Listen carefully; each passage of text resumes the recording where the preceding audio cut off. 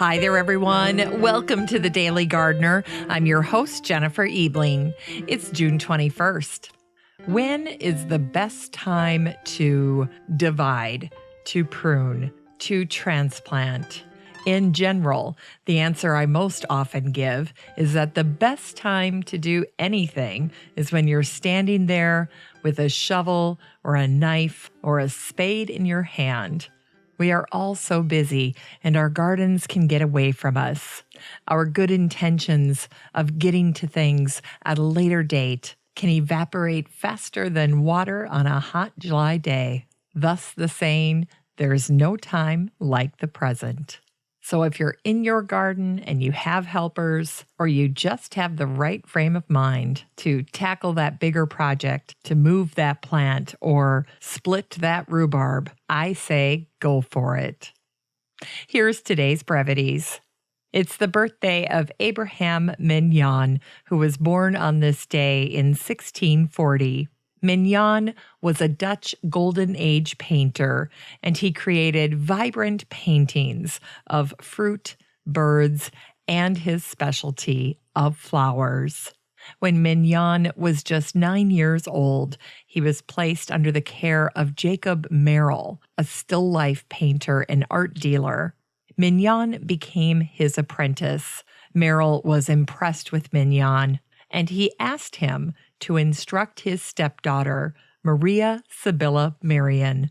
Maria went on to become arguably the best botanical illustrator of all time. Meanwhile, Mignon died before his 40th birthday. And it was on this day in 1834 that the American inventor and businessman Cyrus McCormick patented the reaping machine. McCormick's thresher changed agriculture forever, replacing the manual cutting of crops, which is why he's considered the father of modern agriculture. McCormick's company would go on to become the International Harvester Company.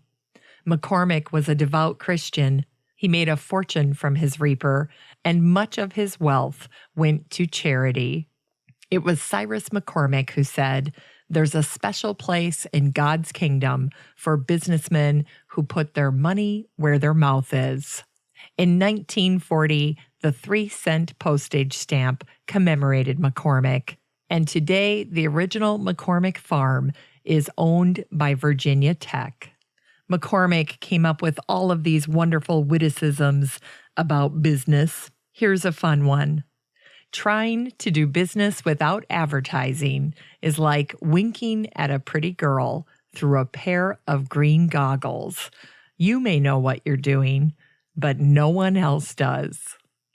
And it was on this day in 1872 that the famous landscape architect Frederick Law Olmsted was nominated in absentia as Vice President of the United States.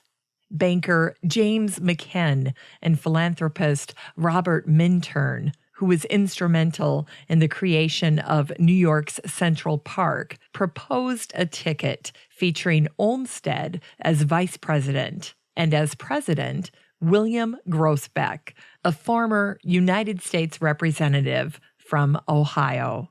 The party had dubbed itself the National American Democratic Republicans. When Olmsted heard the news, he immediately quashed his own nomination, and he posted a rebuttal in the New York Post that said, "My name was used without my knowledge in the resolutions of the gentlemen who met on Friday at the Fifth Avenue Hotel."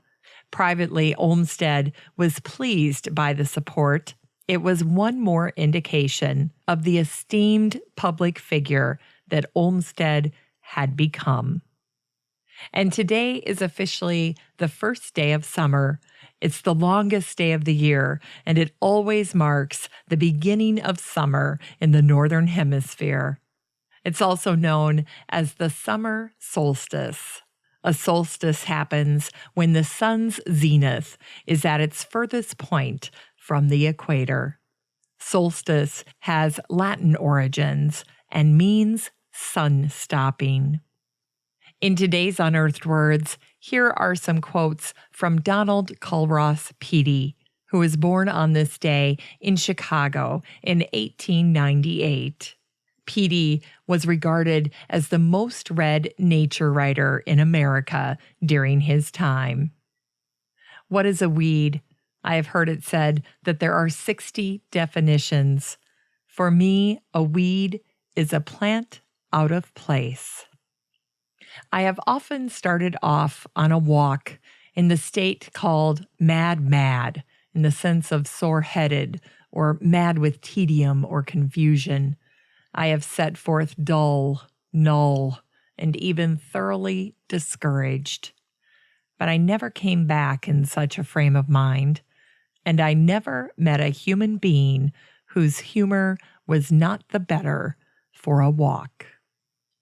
All the great naturalists have been habitual walkers, for no laboratory, no book, no car, train, or plane takes the place of honest footwork for this calling, be it amateurs or professionals. And finally, as the brain of man is the speck of dust in the universe that thinks, so the leaves, the fern, and the needled pine, and the latticed frond, and the seaweed ribbon perceive the light in a fundamental and constructive sense. Their leaves see the light as my eyes can never do. They impound its stellar energy, and with that force, they make life out of the elements. Today's book recommendation is Flowering Earth by Donald Culross Peattie. The Hartford Times said this about Peattie's masterpiece. Here is Mr. Peattie at his superb best. He makes the story of botany and its pursuit as fascinating to the reader as it is to him, and the reading of it a delight. Peattie's book was first published in 1939. The book is part natural history, part biography, and part philosophical reflection. Peattie's voice is warm and lyrical, the voice of a poet. For today's garden chore, it's another Photo Friday in the garden. June 21st is National Selfie Day. So today, take pictures of yourself in the garden.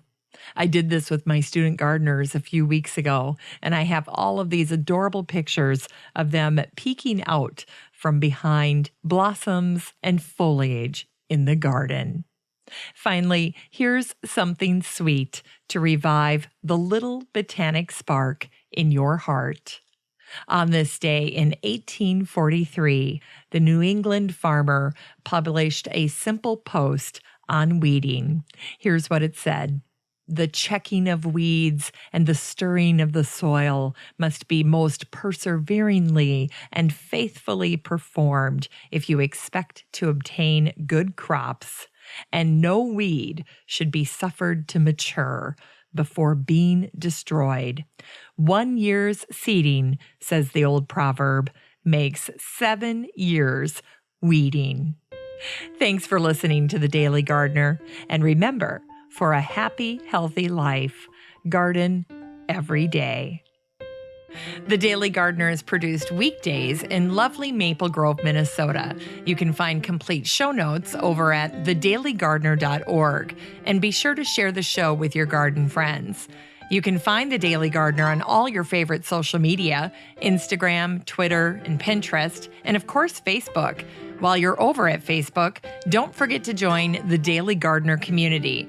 Just search for these 3 words, Daily Gardener Community. The group will pop right up, and then request to join. Finally, I want to thank my team at Podfly Productions, where my fabulous editor is Eric Begay.